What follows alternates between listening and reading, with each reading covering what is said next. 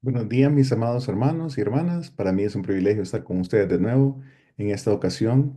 Este día continuaremos con la enseñanza que Dios tiene para con nosotros en el Evangelio según San Lucas. Sin embargo, comencemos orando, entregando este tiempo al Señor, que sea Él hablándonos. Gracias, Señor, por este tiempo. Te damos las gracias porque tú nos permites estar aquí reunidos, congregados en tu nombre, Cristo, donde dos o tres estén reunidos en tu nombre, ahí estarás tú. Así que podemos confiar, Señor, que tú estás con nosotros en este momento. Te pedimos, Padre, en el nombre de Cristo Jesús, que nos bendigas con tu palabra, que nos hables esta mañana. En el nombre de Jesucristo, oramos. Amén.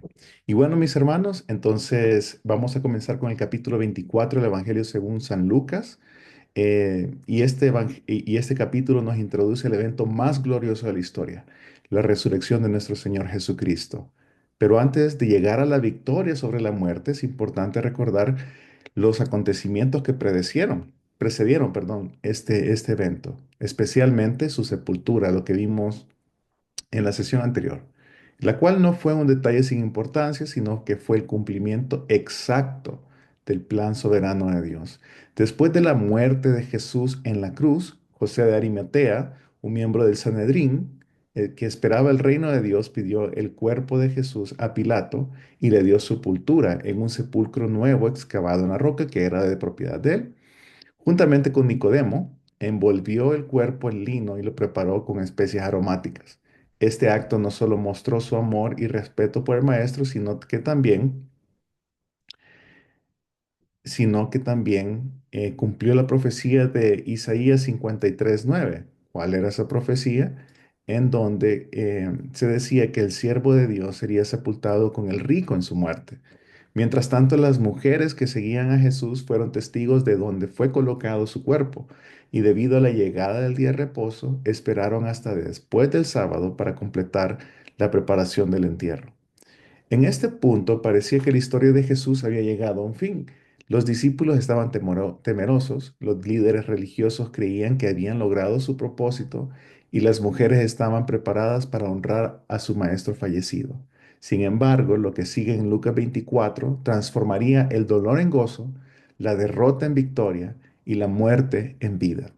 En este capítulo nos llevará desde la tumba vacía hasta la proclamación del Cristo resucitado, mostrándonos que Dios tenía un plan más grande de lo que nadie imaginaba. Jesús no pertenecía en la tumba, sino que vencería en su muerte, confirmando su divinidad, confirmando que el pago por el pecado fue aceptado por el Padre y de esta manera asegurando la salvación para su pueblo.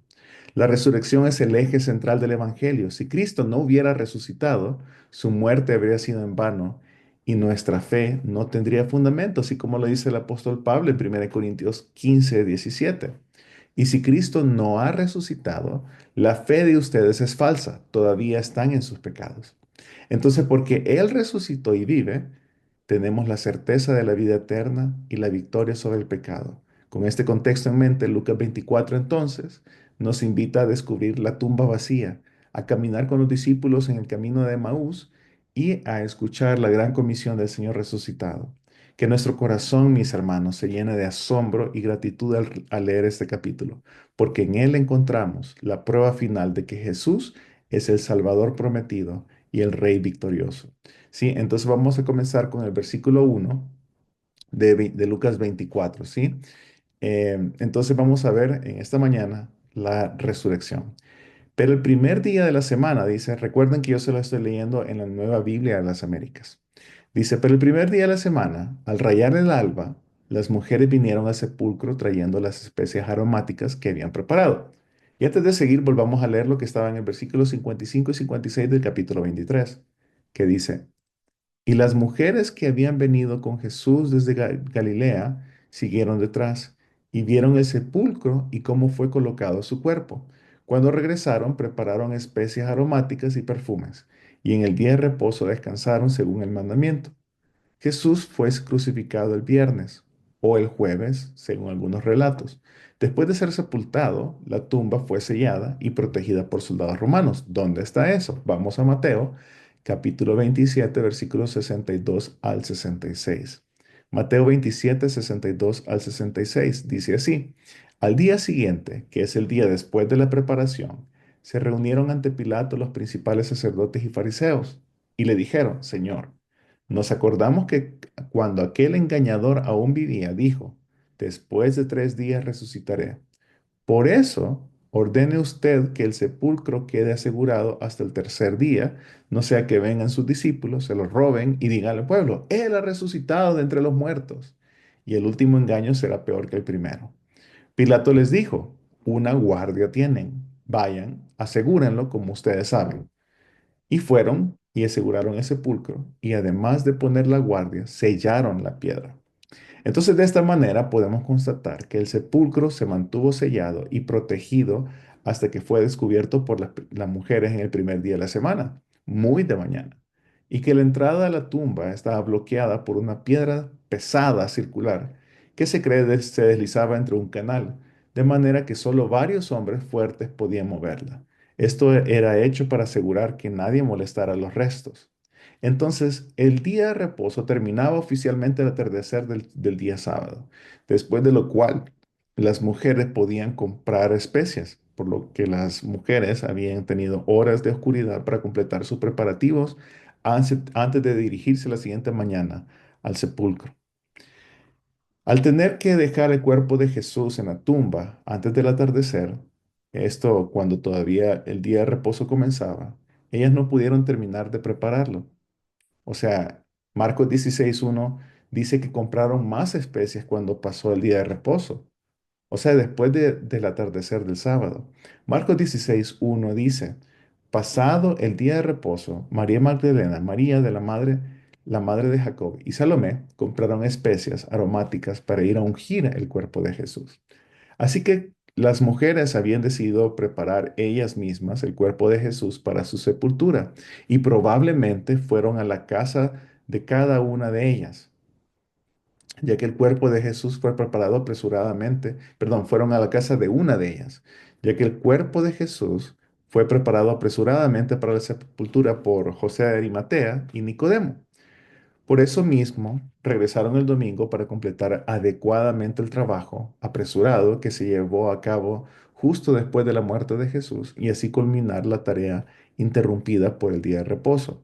A diferencia de los egipcios, el pueblo hebreo no embalsamaba a sus muertos. El ungimiento era una demostración de amor para compensar el hedor de un cuerpo ya en descomposición. Que las mujeres vinieran a ungir el cuerpo de Jesús al tercer día después de su entierro demuestra que ellas, al igual que los discípulos, no esperaban que Cristo resucitara de entre los muertos. Vamos al versículo 2 del capítulo 24. Dice, encontraron que la piedra había sido removida del sepulcro. Y fíjense bien lo que el Evangelio de Marcos complementa aquí.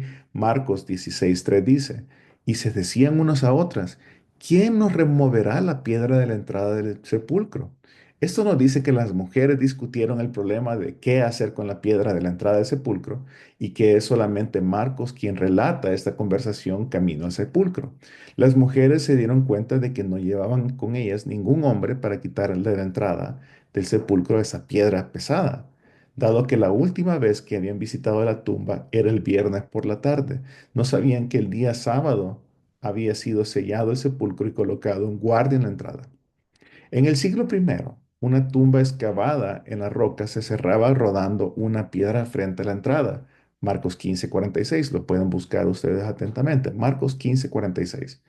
Mateo menciona que se colocó un sello en la piedra, lo que indicaba que la autoridad imperial romana castigaría a cualquiera que lo perturbara la tumba. Mateo 27:66. No lo vamos a buscar ahorita, pero sí anótenlo si quieren. Mateo 27:66. Sin embargo, en Mateo 28, del 2 al 4, se nos relata que hubo un terremoto cuando el ángel removió la piedra. Leamos entonces, Mateo 28, del 2 al 4 dice, y se produjo un gran terremoto porque un ángel del Señor descendiendo del cielo y acercándose, removió la piedra y se sentó sobre ella. Su aspecto era como un relámpago y su vestidura blanca como la nieve. Y de miedo a él, los guardias temblaron y se quedaron como muertos. Los guardias romanos se desmayaron por el miedo. Marcos, Lucas y Juan no mencionan a los guardias, así que pudieron haber sido huido tras despertarse y encontró la tumba vacía. Con certeza las mujeres llegaron poco tiempo después. El evento real de la resurrección de Jesús no está descrito en ninguna parte, o sea, el momento en que Él se levanta y sale, pero su descubrimiento está registrado con cierto detalle. Recordemos que aquí las mujeres que intentaban darle al cuerpo de Jesús una sepultura más adecuada, descubren que la piedra había sido movida del sepulcro y que el cuerpo de Jesús ya no estaba ahí.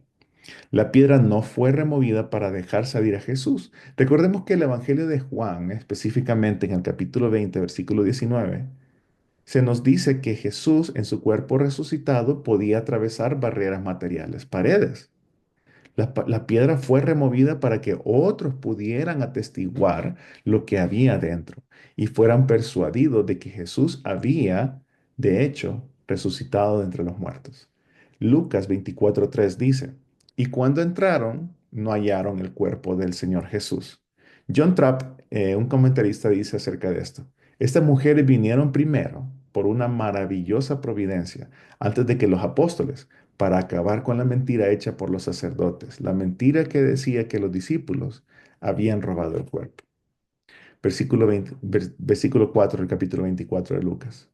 Aconteció que estando ellas perplejas de esto, de pronto se pusieron junto a ellas dos varones y sus vestiduras en vestiduras resplandecientes. Estando ellas perplejas de esto, dice el versículo.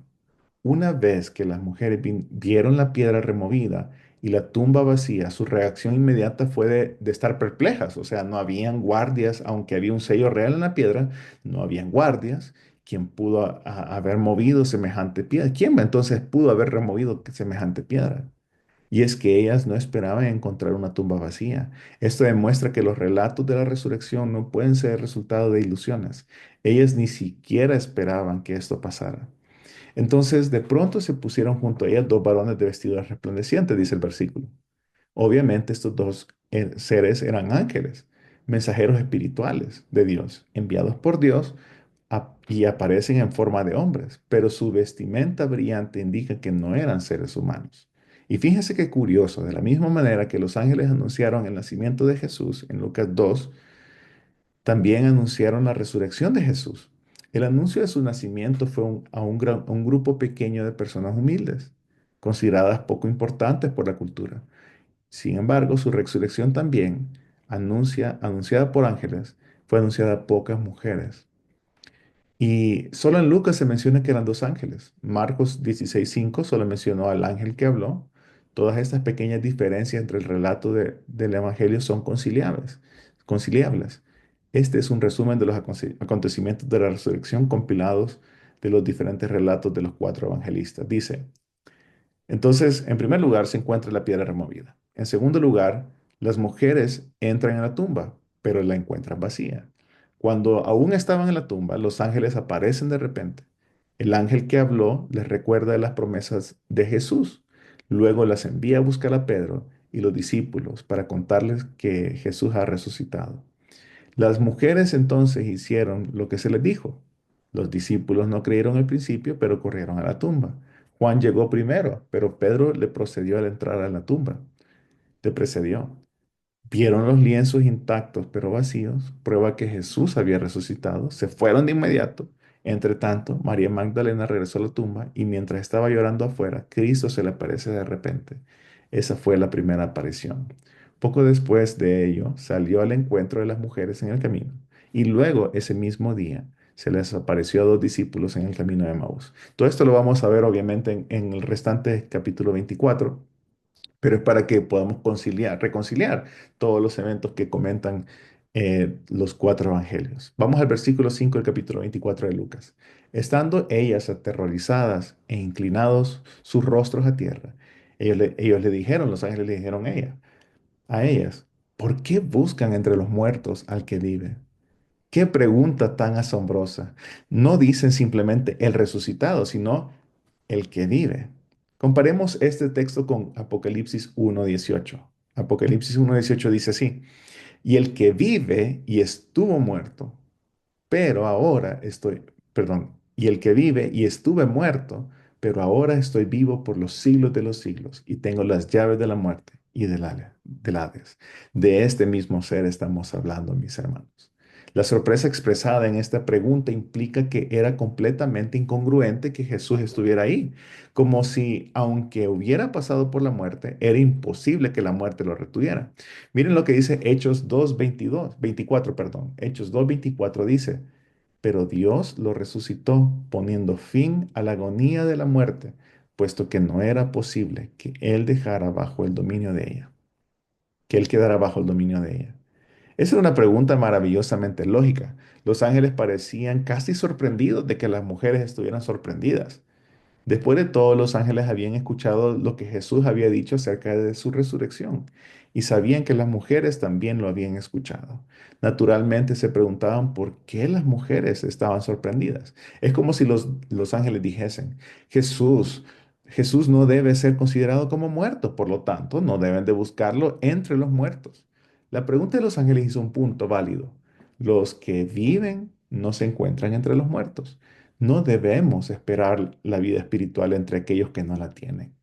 Muchos buscan a Jesús entre cosas muertas, entre tradicionalismo religioso, formalismo, reglas del hombre, esfuerzo humano e ingenuidad.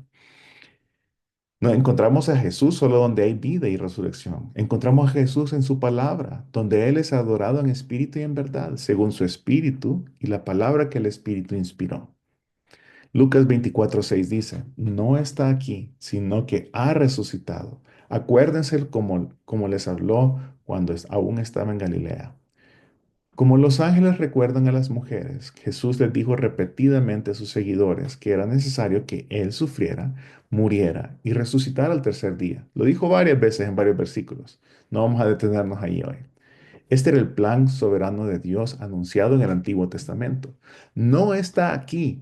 Esas palabras, esas fueron algunas de las palabras más bellas e importantes jamás dichas por un ángel a los hombres. Uno puede mirar por todo Jerusalén y ver incontables cantidades de tumbas, pero nunca va a encontrar la tumba vacía, la tumba de Jesús, porque Él no está allí. Cada cierto tiempo alguien afirma haber encontrado evidencia de la tumba de Jesús o los huesos de Jesús. Cada ocasión ha resultado falsa, mientras que el testimonio de los ángeles se demuestra cierto una y otra vez. Jesús no está aquí. Y le dice al final del versículo, en Galilea, que es el mismo lugar al que estas mujeres pertenecían. Lucas 24:7 dice, diciendo que el Hijo del Hombre debía ser entregado en manos de hombres pecadores y ser crucificado y al tercer día resucitar. Diciendo, dice. O sea, es notable escuchar a los ángeles citando una declaración completa de Cristo a los discípulos, recordando dónde la dijo y expresando con asombro de que no la tuvieran presente en su memoria, cuando seguramente los ángeles sí la recordaron. Miremos las palabras del apóstol Pablo, 1 Timoteo 3:16. 1 Timoteo 3:16 dice, e indiscutiblemente grande es el misterio de la piedad. Él fue manifestado en la carne, vindicado en el Espíritu, contemplado por ángeles, proclamado entre las naciones, creído en el mundo, recibido arriba en gloria. De cualquier manera, mis hermanos, ellas necesitaban ser recordadas y los ángeles les recordaron lo que Jesús había dicho. Lucas 24:8 dice, entonces ellas se acordaron de sus palabras. Las primeras señales de esperanza sonaron en los corazones de las mujeres cuando se acordaron de las palabras de Jesús. La tumba vacía, la presencia de los ángeles, las palabras de los ángeles por sí mismas no podían cambiar sus corazones, pero sus palabras podían cambiar y alegrar sus corazones. ¿Pero cuáles palabras? Las palabras que dicen, es necesario que el Hijo del Hombre sea entregado en manos de hombres, de pecadores, y ser crucificado, y al tercer día resucitar.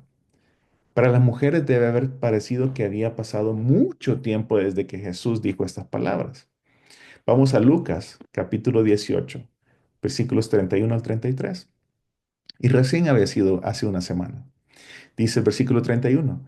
Tomando aparte a los 12 discípulos, Jesús les dijo, miren, subamos a Jerusalén y se cumplirán todas las cosas que están escritas por medio de los profetas acerca del Hijo del Hombre.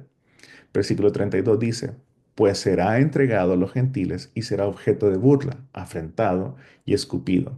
Versículo 33, y lo azotarán y después lo matarán y el tercer día resucitarán. ¿Ven?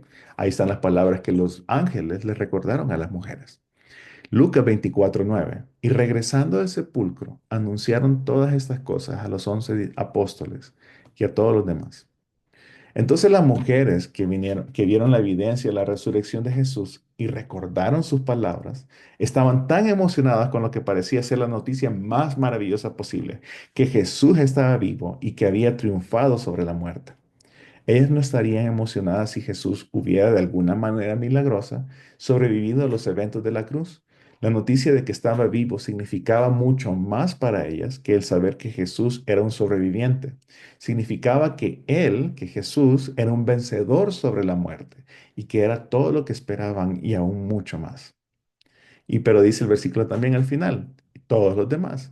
O sea que había un grupo de seguidores de Jesús en Jerusalén.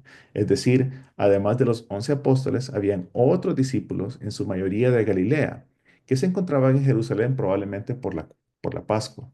Para ser, puede ser que estos incluyan a algunos de aquellos que acompañaron a Jesús en su entrada triunfal a Jerusalén. En Lucas 19:37 lo pueden validar. Y de ahí dice y especifica quiénes eran las mujeres. Lucas 24:10 dice, eran María Magdalena y Juana y María, la madre de Jacob. También las demás mujeres con ellas decían estas cosas a los apóstoles. Lucas coincide con Marcos, Mateo y Juan, que las mujeres que estuvieron involucradas fueron María Magdalena, Juana, María, madre de Jacobo, eh, pero no menciona a Salomé, pero sí menciona entre a las otras. Y a continuación vamos a revisar quiénes son cada una de ellas, ¿sí? Primeramente, María Magdalena. Ella es la primera en ver al Señor resucitado, ¿sí? Según Marcos 16:9 y Juan 20:10 al 18. Es mencionada en los cuatro evangelios en relación con la crucifixión, Marcos 15:40 y Juan 19:25, y también es mencionada en la resurrección.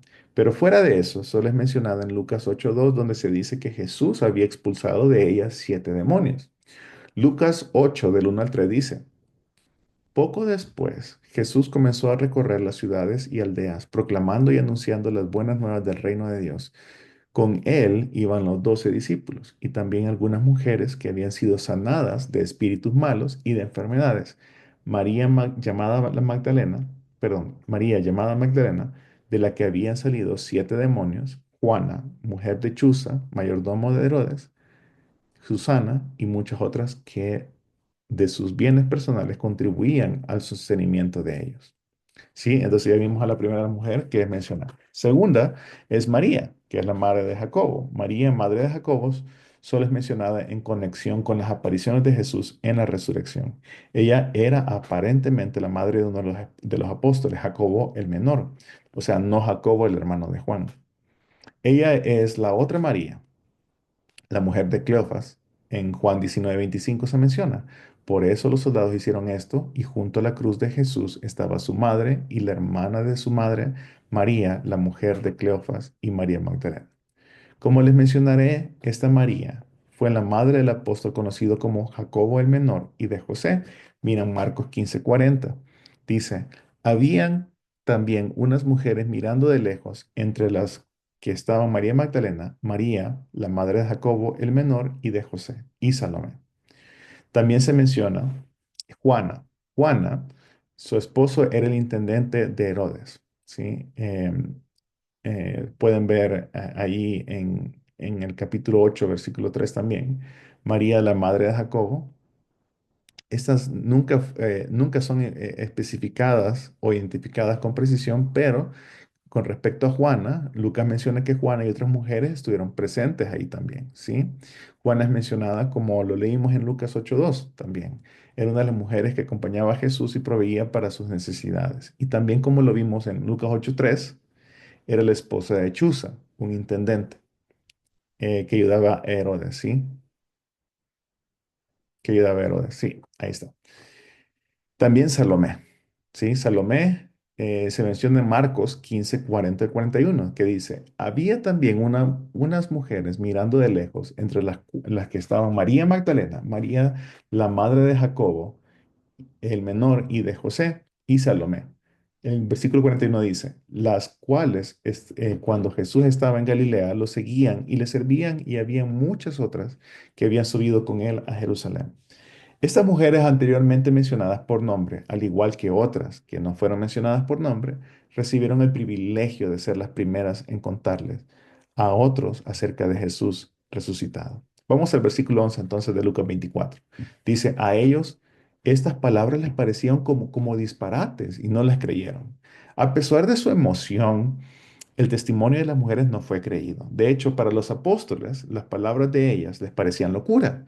William Barclay comenta que según en el original, esta palabra era una palabra médica usada para descubrir, o sea, esa palabra de disparate o locura, era una palabra para describir el balbuceo de un hombre con fiebre y demencia, pero no le creyeron, ¿sí? En general, el testimonio de las mujeres no era muy valorado entre los judíos del primer siglo, y algunas tradiciones rabínicas consideraban su testimonio como no válido en un tribunal, en un juicio. Este pensamiento está detrás de las dudas expresadas más tarde por dos discípulos que van de camino a Emaús. En el primer siglo, el testimonio de las mujeres no se consideraba autoritativo, ¿sí? La inclusión del incidente por parte de Lucas sirve para enfatizar su gran respeto por las mujeres. Los discípulos no eran hombres al borde de creer que necesitaban solo la sombra de una excusa para salir a proclamar la resurrección. Realmente los discípulos estaban siendo bastante escépticos, ¿sí? Vamos al último versículo de esta mañana. Dice Lucas 24:12. Pero Pedro se levantó y corrió al sepulcro, inclinándose para mirar adentro, y vio solo las envolturas de lino y se fue a su casa maravillado de lo que había acontecido. Pero levantándose Pedro, corrió al sepulcro. Sabemos que por Juan, capítulo 20, versículos del 1 al 8, que tanto Pedro como Juan corrieron juntos a la tumba. Veamos este pasaje, mis hermanos. Juan 20, del 1 al 8 dice, el primer día de la semana, María Magdalena fue temprano al sepulcro y cuando todavía estaba oscuro y vio que la piedra ya había sido quitada del sepulcro, entonces corrió y fue a donde estaban Simón Pedro y el otro discípulo a quien Jesús amaba y les dijo, se han llevado al Señor del sepulcro y no sabemos dónde lo han puesto. Salieron pues Pedro y el otro discípulo y fueron hacia el sepulcro. Los dos corrían juntos, pero el otro discípulo corrió más aprisa que Pedro y llegó primero al sepulcro e inclinándose para mirar adentro, vio las envolturas de lino que estaban puestas ahí, pero no entró. Entonces llegó también Simón Pedro tras él, entró al sepulcro y vio las envolturas de lino puestas ahí. Y el sudario que había estado sobre la cabeza de Jesús, no puesto con las envolturas de lino, sino enrollado en un lugar aparte. También entró el otro discípulo, el que había llegado primero al sepulcro, y vio y creyó.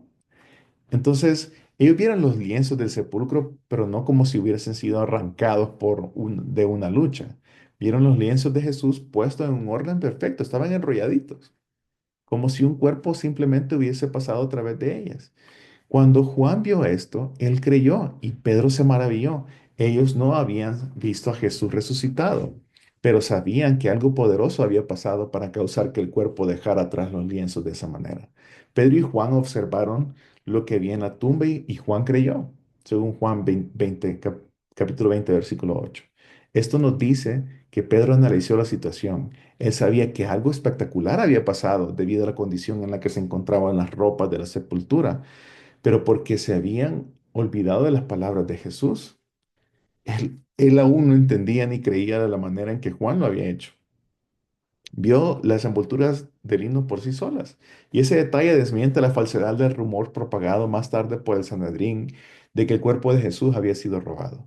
La reacción de Pedro es ambigua, ya que su asombro indica sorpresa, confusión, pero no necesariamente fe. Y es lo que pasa aquí, que uno puede saber que Jesús resucitó, Pedro sabía que Jesús resucitó entre los muertos, pero a menos que conozcamos y creamos sus palabras, las palabras de Jesús, esto no tendrá ningún sentido, sin conocer la vida y la enseñanza de Jesús, porque no sabríamos que la resurrección significa que el pago que Jesús ofreció en la cruz fue perfecto y completo y fue aceptado por el Padre. No sabríamos que la cruz fue el pago y la tumba vacía fue el recibo. No sabríamos que la muerte no tiene potestad sobre el hombre redimido, sobre cada uno de sus redimidos, ¿no? Comenzando por Cristo. No sabríamos que cuando el amor de Dios y el odio del hombre lucharon en la cruz, el amor de Dios ganó. Y no sabríamos que debido a que Jesús fue levantado de entre los muertos, nosotros podemos resucitar ahora en Él. Entonces, mis hermanos, en conclusión, la resurrección de Jesucristo no solo es el evento más glorioso de la historia, sino también es la evidencia irrefutable de que la obra redentora de Dios se había cumplido. La tumba vacía no fue una casualidad ni un error, sino fue la manifestación de la soberanía divina que había sido anunciada desde tiempos antiguos. Dios planeó y ejecutó cada detalle del sacrificio de Cristo para que el sacrificio de Cristo fuera aceptado, venciendo la muerte y asegurando la salvación de su pueblo. En el relato que acabamos de leer de Lucas 24, del 1 al 12, vemos cómo Dios en su gracia escoge a mujeres humildes para ser las primeras testigos de la resurrección, desafiando la incredulidad de los discípulos y mostrando que el plan de Dios no depende de la sabiduría ni de las expectativas humanas. Los ángeles anunciaron la victoria de Cristo con una pregunta asombrosa: ¿por qué buscan entre los muertos al que vive? La resurrección de Jesús nos recuerda que Él es el Señor de la vida y que nuestra fe no está basada en una figura histórica fallecida, sino en un Salvador vivo y que es reinante.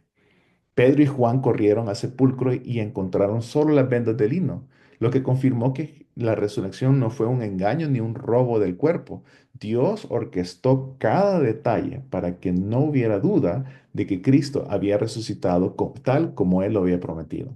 Sin embargo, este conocimiento por sí solo no basta, sino que es necesario recordar y creer en las palabras de Jesús para comprender su verdadero significado. La resurrección es el centro del Evangelio, como dice 1 Corintios 15:17. Y si Cristo no ha resucitado, la fe de ustedes es falsa, todavía están en sus pecados. Pero Cristo sí ha resucitado y esta verdad transforma nuestra vida, nos da la certeza de la victoria sobre el pecado, nos llama a confiar en la fidelidad de Dios y nos motiva a proclamar con gozo el mensaje de la salvación. La tumba vacía es la prueba de que el sacrificio de Jesús fue suficiente y que la muerte ya ha sido derrotada. Así como los ángeles le recordaron a las mujeres las palabras de Jesús, nosotros debemos de recordar cada día que nuestra esperanza está en un Cristo que es vivo y que intercede por nosotros y que va a regresar en gloria. Entonces, mis hermanos, vivamos en la luz de esta verdad, confiando en la promesa de la vida eterna y proclamando con valentía: Jesús ha resucitado. Oremos, hermanos. Gracias, Señor, por esta palabra de vida que nos da. Gracias por el privilegio que nos das de poder creer, Señor, de que tú no solamente moriste y te quedaste en la tumba, sino que resucitaste, proclamando que el pago del pecado fue aceptado por Dios y que ahora la deuda ha sido cancelada para aquellos que invocan tu nombre, Señor, aquellos que creen en tu nombre. Te damos las gracias, mi Señor, por este precioso regalo y porque este regalo nos da la esperanza que un día también resucitaremos juntamente contigo. Te bendecimos, Señor, y te damos la gloria y honra porque solo tú te la mereces. En el nombre de Jesús oramos. Amén. Y bueno, mis hermanos, eso es esto por esta mañana, así que espero que el Señor haya hablado a sus vidas.